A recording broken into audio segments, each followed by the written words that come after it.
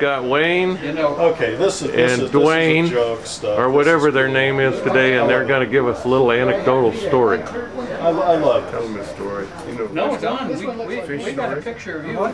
face story. I love it. Let's look for Don South. It's got to be Don Arnott and Gene South.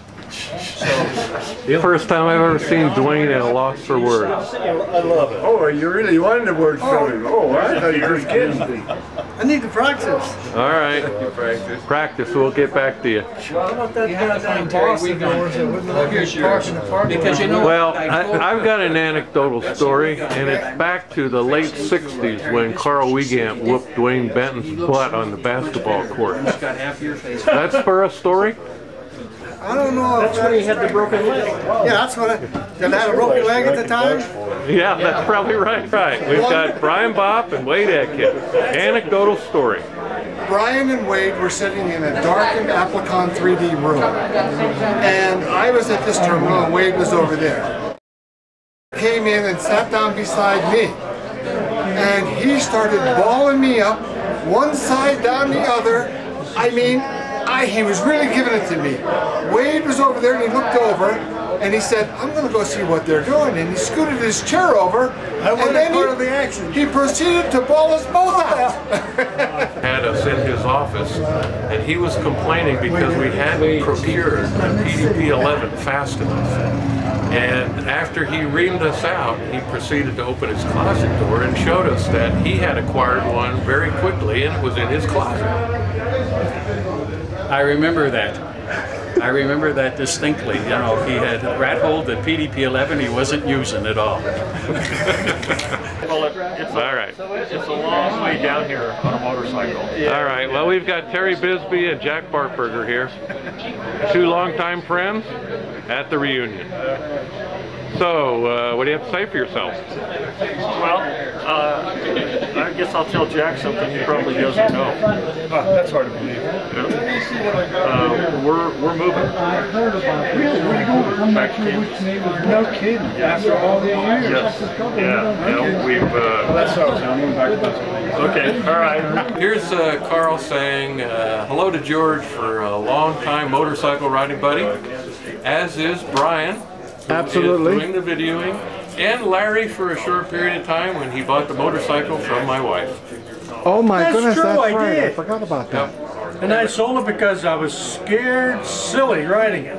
And I want to make a comment about Barney Spoor, who I worked for a long time, who was always a guy of humor, both as a giver and a receiver.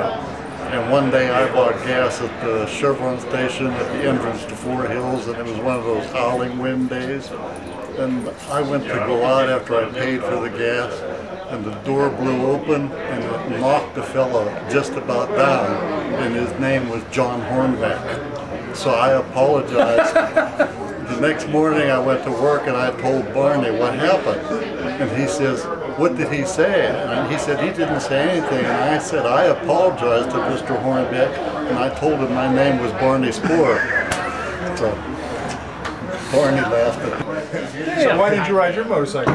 His son-in-law is my son. His daughter-in-law is my daughter. Figure that out. All right. And who are you? Vern Rumsberg. I don't know who I am. All right, we've got Brian Bopp and Dale Ruth here. The one story that comes to mind for me is I was his next door neighbor. With Larry Grube and Conrad Keek, and his wife volunteered to do some of our laundry, help us with our laundry, and it was that night.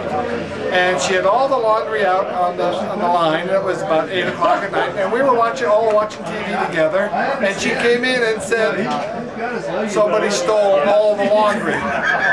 So we called the police, they came over, and sure enough, our laundry was all gone. Everything was gone, never found to this day, and I still remember a shirt I had from that day. Dale? I didn't remember. Oh, I remember it. Dale, was that a true story? Oh yeah, Brian. All right, you're on. Well, this guy taught me a lot about caving. We used to crawl in holes, crawl out of holes. That's what, spelunking? Is that what that This is? guy, he's been doing all kinds of stuff. ever since he retired. That's the way it should be. I'm going to Brazil in the spring and then to Australia. Pretty cool. All right, we got Brian Bopp and Tim DeBay. So, retiree and an old retiree, right? I'm apparently the old retiree. Yeah, by a few years. all right. Well, we're glad you're here today, guys. Oh, yeah. You're on. Okay, Welcome to the reunion. thank you. I hired in the same day with Bob Yuhas. Oh, What day was that, James? June 15th, 1964. wow. I was in 79. Does me a lot of good. On June, I think it was June 28th, 79. Me and Gene still play softball together after, I don't know how many years we've been playing. 20, 25 years of softball? Still playing softball together. All right. With the younger crowd, right? Well, you guys have a good day. Here's what I have to say about the badge office manager. You're not going to get a very good raise. You came to work late. You didn't know how to hand out badges. And you're not fired, but we're going to send you to retrain. Not surprisingly, he's told me that before, that I wasn't going to get a very good raise. And what do you think, Art? Well, I think that it's just a question of how the rest of the managers vote, but I think that the badge office person really is in trouble this year. Spoken like a senior manager. Well, if We might have to take away his non-base this year. What do you think? All right.